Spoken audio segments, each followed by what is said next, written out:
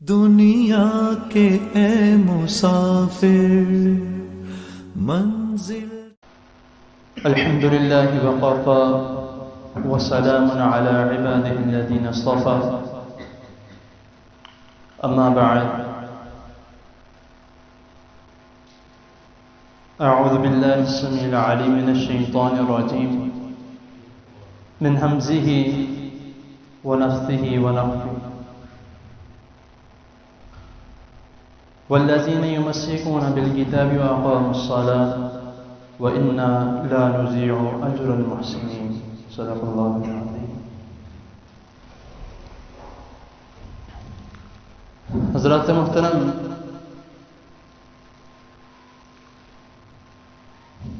انشاءاللہ تعالی میں آپ کا زیادہ وقت نہیں لوں گا. جس طرح محترم قاری صاحب نے ابھی آپ کے سامنے عرض کی ہے کہ انشاءاللہ تعالی صرف 5 منٹ اللہ اور اس کے رسول صلی اللہ علیہ وسلم کی بات کروں.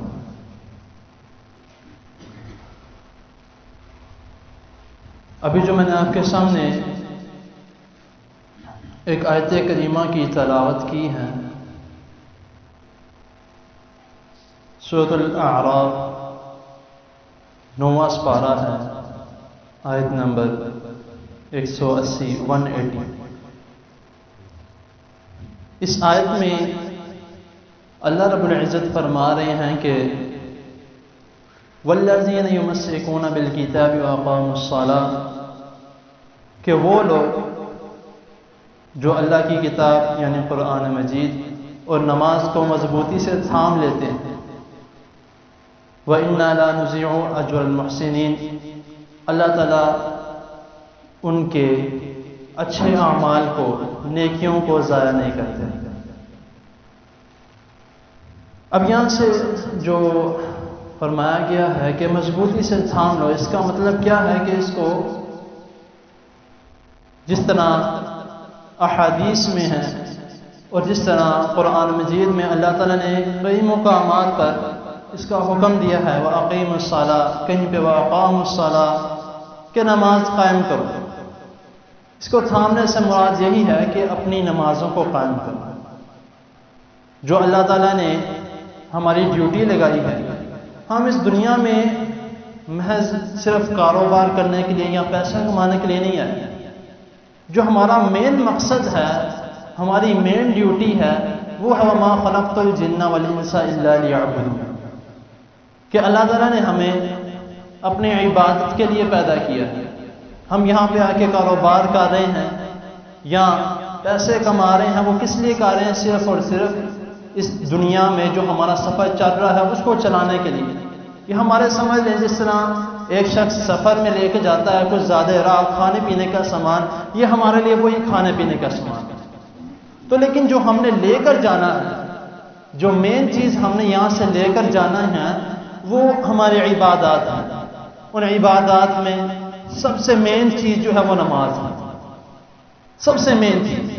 کیونکہ قیامت والے دن جب ہم سے سوال جواب کا سلسلہ شروع کیا جائے گا تو یہ نہیں پوچھا جائے گا کہ مال کہاں سے کمایا، یہ نہیں پوچھا جائے گا کہ کس طرح کمایا. سب سے پہلا سوال جو کیا جائے گا وہ یہ ہے کہ نمازوں کا حساب ہے، نمازیں کتنی پڑھ کے آئے. اگر ہماری نمازیں ہی قبول نہیں ہوں گی جس طرح کہ ہمارے اعمال ہیں، اگر ہماری نمازیں ہی پوری نہیں ہوں گی جس طرح کہ ہمارے اعمال ہیں، تو میرے حساب سے اس سے آگے ہم نہیں جا سکتے. آپ دیکھتے ہیں کہ ایک بیٹا یا ایک بیٹی یا کوئی بھی چھوٹا بچہ جب وہ اسکول کے لیے جاتا ہے تو پیپر دینے کے لیے یا ٹیسٹ دینے کے لیے جاتا ہے تو اس کے والدین اس کو کہتے ہیں کہ بیٹا اچھے طریقے سے تیاری کر کے جانا، یہ والے سوال لازمی طور پہ آئیں گے اور یہ سوال کمپلسری ہیں. اگر تم ان کو صحیح طرح کر لو گے، ان کو اچھے طریقے سے کر لو گے تو آگے تمہارے تھوڑا بہت نہ بھی ہو تو تم پاس ہو جاؤ گے. تو یہ جو نماز کا سوال ہے، سب سے پہلا سوال کمپلسری سوال، اگر یہ نہیں کریں گے تو باقی سارا پیپر کینسل ہو جائے گا.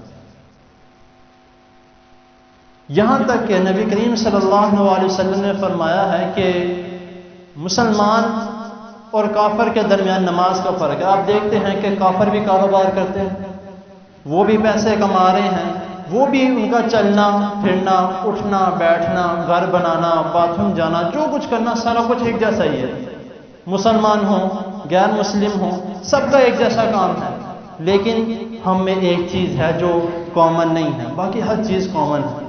وہ کون سی چیز ہے؟ وہ نماز ہے۔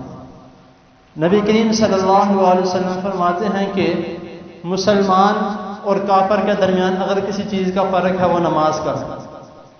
ایک شخص نماز ادا کرتا ہے پتہ لگتا ہے وہ مسلمان ہے، ایک شخص نماز ادا کرتا ہے پتہ لگتا ہے یہ نمازی ہے، ایک شخص نماز ادا کرتا ہے پتہ لگتا ہے اس کے گھر والے بھی نمازی ہیں، ایک شخص نماز ادا کرتا ہے پتہ لگتا ہے اس کا گھریلو ماحول کس طرح کا ہے۔ تو اگر ہم نماز ادا نہیں کر رہے، جان بوجھ کر نماز ادا نہیں کر رہے، ہمارے پاس وقت ہے سب کچھ ہے، ہم نماز ادا نہیں کر رہے، تو ہمارے کسی قسم کا ہم کن لوگوں میں شمار کیے جائیں گے؟ حدیث کے الفاظ ہیں کہ وہ شخص ایسے ہیں جیسے کافر پھر رہے ہیں، نماز ادا نہیں کر رہے، مسلمان ہے لیکن نماز کلمہ پڑھا ہے، ہم نے کلمہ سب نے پڑھا ہے، لا الہ الا اللہ محمد رسول اللہ صلی اللہ علیہ وسلم کلمہ سب نے پڑھا ہے، لیکن اس کلمے کے اوپر ہم پورے طریقے سے اتر نہیں رہے، اس کلمے نے جو ہمیں حکم دیا ہے وہ ہم حکم کو پورا نہیں کر رہے۔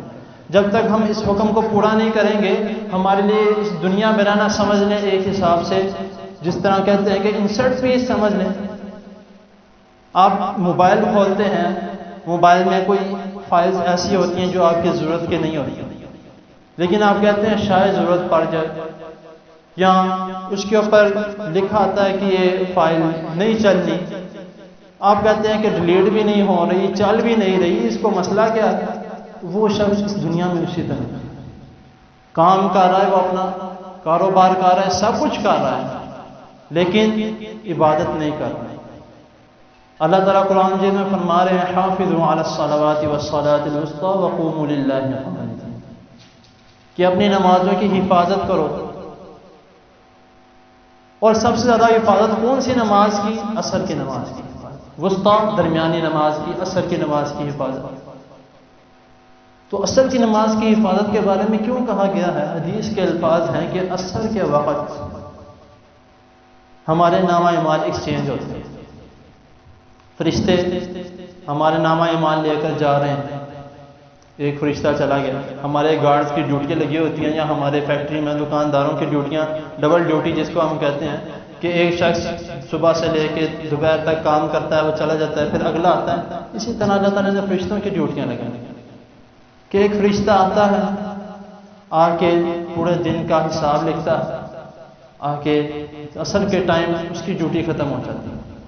تو اگر ایک شخص نماز ادا نہیں کر رہا عصر کے ٹائم، وہ مسجد میں نہیں ہے یا نماز ادا نہیں کر رہا جبکہ اس کا فرشتہ اس کے نامہ اعمال لے کر جا رہا ہے، تو اللہ تعالیٰ کو جا کے وہ فرشتہ کیا کہیں گے کہ اللہ جب میں آپ کے پاس آیا ہوں، اس شخص کے پاس سے وہ فلاں مارکیٹ میں یہ چیزیں خرید رہا تھا، وہ نماز پڑھنے نہیں گیا، یا وہ یہ کام کر رہا تھا، وہ نماز پڑھنے نہیں گیا، تو کیا خوش قسمت وہ لوگ ہوں گے جس طرح ہم بیٹھے ہیں۔ اللہ تعالیٰ ہم سب کو اسی طرح قیامت تک آباد رکھے اور ہمیں نمازی بنا کے رکھے، اور ہمارا آخری دم کون سا ہو؟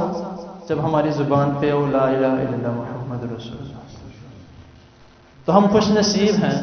میں درس دیتا ہوں اپنی مسجد میں روز یہ بات کہتا ہوں کہ ہم خوش نصیب ہیں کہ ہم مسجد میں آتے ہیں۔ ایسے لوگ بھی ہیں جو مسجد کے آگے سے گزرتے ہیں، روز گزرتے ہیں، لیکن مسجد میں نماز پڑھنے نہیں آتے۔ تو ہم خوش نصیب ہوئے کہ ہم اللہ تعالیٰ میں توفیق دے رہا ہے کہ مسجد میں نماز پڑھنے آتے ہیں۔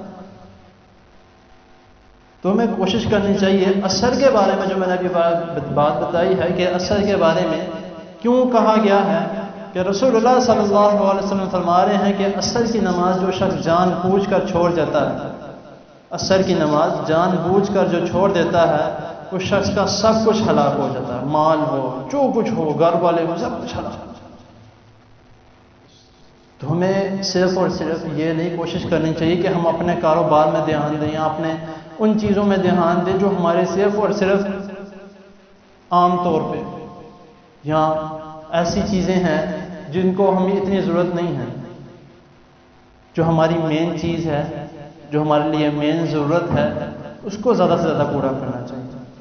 تو ایک چھوٹی سی بات، چھوٹی سی مثال دے کے بات کو مکمل کرتا ہوں کہ 3 قسم کے مہمان ہوتے ہیں۔